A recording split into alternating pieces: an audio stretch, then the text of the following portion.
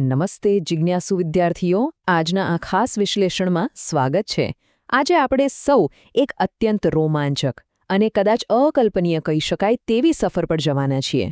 આપણે જમીન પર રોજ ચાલીએ છીએ, દોડીએ છીએ, પણ શું ક્યારે એવો વિચાર આવ્યો છે કે આપણા પગ નીચે બરાબર શું ચાલી રહ્યું છે? આજે આપણે આ 4.5 અબજ વર્ષ જૂના જીઓઇડ આકારના ગ્રહના ઊંડાણમાં ઉતરીશું, જેને આપણે આપણું ઘર કહીએ છીએ, અને એના એવા છુપાયેલા સ્તરોને ઉજાગર કરીશું જે મોટાભાગે આપણી નજરથી અદૃશ્ય જ રહે છે. ચલો આખી વાતને એકદમ સરળ રીતે સમજીએ.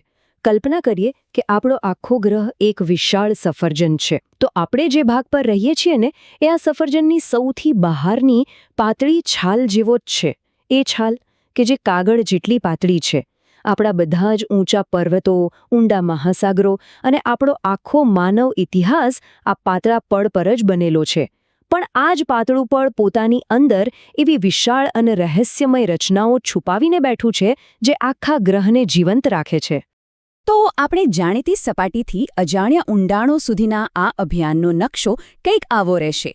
આપણે અલગ અલગ 5 સ્તરોમાંથી પસાર થવાનું છે: ભૂપૃષ્ઠ અને પ્લેટ્સ, મેન્ટલ એન્જિન, લોખંડ નિકેલ કોર, ભૂકંપીય તરંગો અને અંતે પૃથ્વી એક જીવંત સિસ્ટમ તરીકે.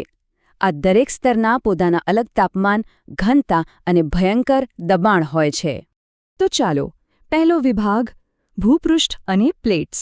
બરડ બાહ્યપડ. આપણી સફરની શરૂઆત બરાબર ટોચથી, એટલે કે ક્રસ્ટ અથવા ભૂપૃષ્ઠથી કરીએ. અહીં એક ખરેખર મજાની વાત નોંધીએ. જમીન અને દરિયાના તળિયા વચ્ચે ભૌતિક રીતે ઘણો મોટો તફાવત છે. ખંડીય ભૂપૃષ્ઠ એટલે કે જ્યાં પર્વતો અને મેદાનો છે, તે 30થી 70 કિલોમીટર જેટલું જાડું છે, પણ વજનમાં તે હલકું છે. તે મુખ્યત્વે સિલિકા અને એલ્યુમિનિયમથી બનેલું છે, જેને સિયાલ કહેવાય છે. જાણે કે લાકડાનો મોટો ટુકડો જે પાણીમાં તરે છે. બીજી બાજુ મહાસાગરોની નીચે આવેલું ભૂપૃષ્ઠ માત્ર 5થી 10 કિલોમીટર જ પાતળું છે, પણ તે અત્યંત ભારે અને કઠણ છે, કારણ કે તે સિલિકા અને મેગ્નેશિયમથી બનેલું છે, જેને સીમા તરીકે ઓળખાય છે. જાણે કે લોખંડનો નાનો પણ ભારે ટુકડો.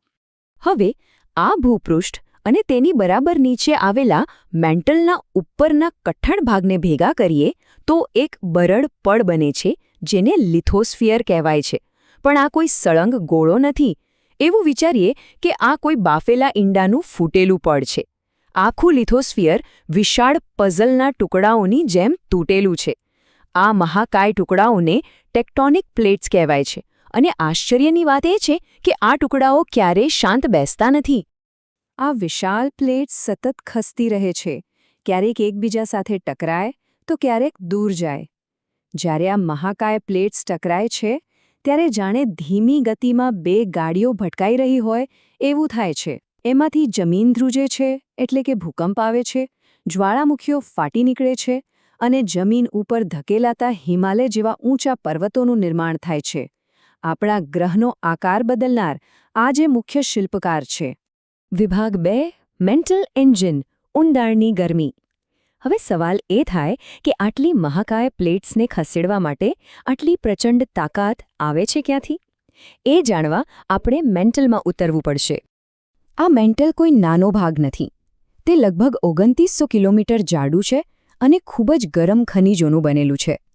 અને ખરેખર નવાઈ પમાડે એવી વાત એ છે કે પૃથ્વીના કુલ કદનો આશરે 84% હિસ્સો માત્ર આ મેન્ટલ જ રોકે છે.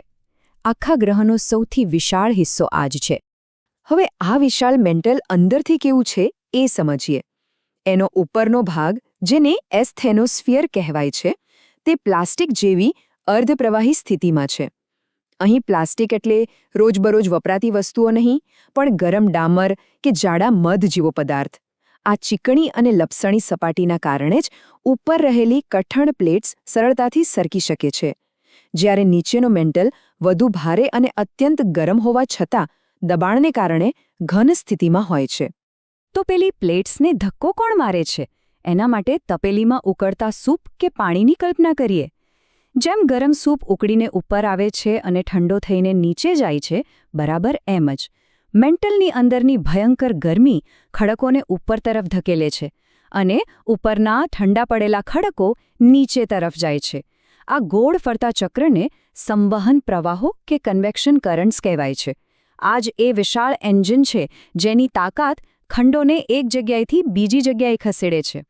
વિભાગ 3 લોખંડ નિકેલ કોર એટલે કે ગ્રહનું હૃદય. મેન્ટલથી પણ વધુ ઊંડે જઈએ એટલે આપણે પૃથ્વીના સૌથી ગરમ અને સૌથી ઊંડા ક્ષેત્રમાં પહોંચી જઈએ.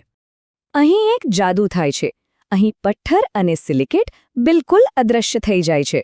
તેમની જગ્યાએ હવે માત્ર ધાતુઓનું સામ્રાજ્ય છે.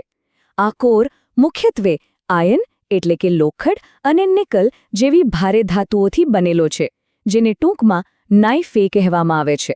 પૃથ્વી જ્યારે બનતી હતી ત્યારે બધી જ ભારે વસ્તુઓ ડૂબીને બરાબર કેન્દ્રમાં જમા થઈ ગઈ હતી.